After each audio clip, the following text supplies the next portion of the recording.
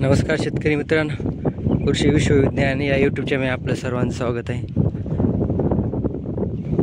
वरुण राजाने उघडीप दिल्यामुळे हळदीला जे आहे ते आपण स्प्रिंकलरने पाणी देत आहोत. कारण हळद लागवड झाली तसं एकही जोराचा पाऊस झालेला नाही.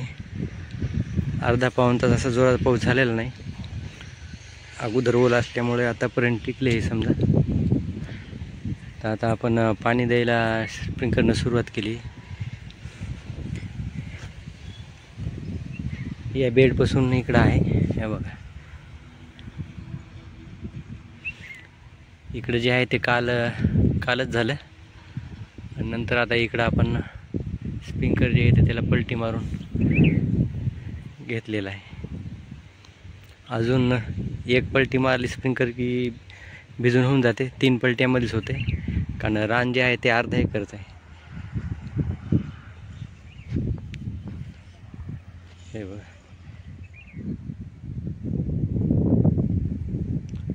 स्प्रिंकलर जे आहेत ते आपण एका छडीवर लावलेले आहेत.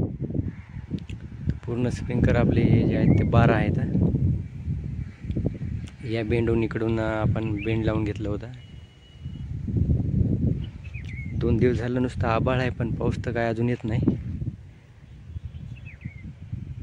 त्यामुळे आपल्याला लावावं लागले, कारण ओलावा जर असेल तर उगम क्षमता चांगली होते आणि लवकर उगल्यामुळं वाढ पण वाढायला सुरुवात होते आणि हळद जी आहे ते लवकर मोठी होऊ शकते. कारण उगम क्षमता जर कमी झाली तर मग पुढं उत्पादनावर त्याचा परिणाम पडणारच.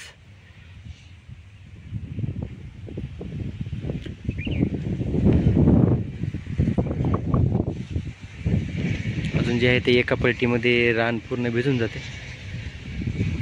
त्यानंतर आपण याच्यावर ठिबक आथरून घेणार आहोत. पावसानं उघडीप दिल्यामुळे सर्वजण आता हळद आणि कापसाला ठिबकनं किंवा स्प्रिंकलरनं पाणी देत आहेत.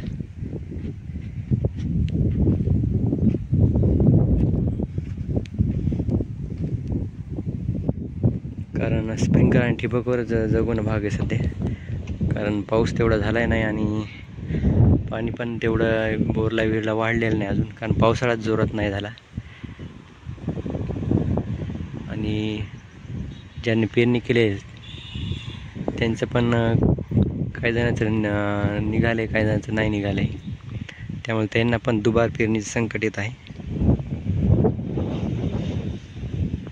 बेड जे आहे ते आपला चांगला ओढला झाला आहे. दोन्ही नालीमध्ये पाणी साचलेलं होतं. हे बघा,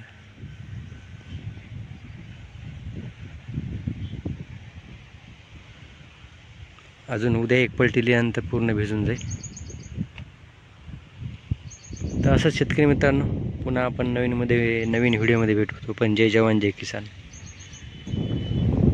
चॅनल आवडले असेल लाईक करा, शेअर करा आणि सबस्क्राईब पण करा.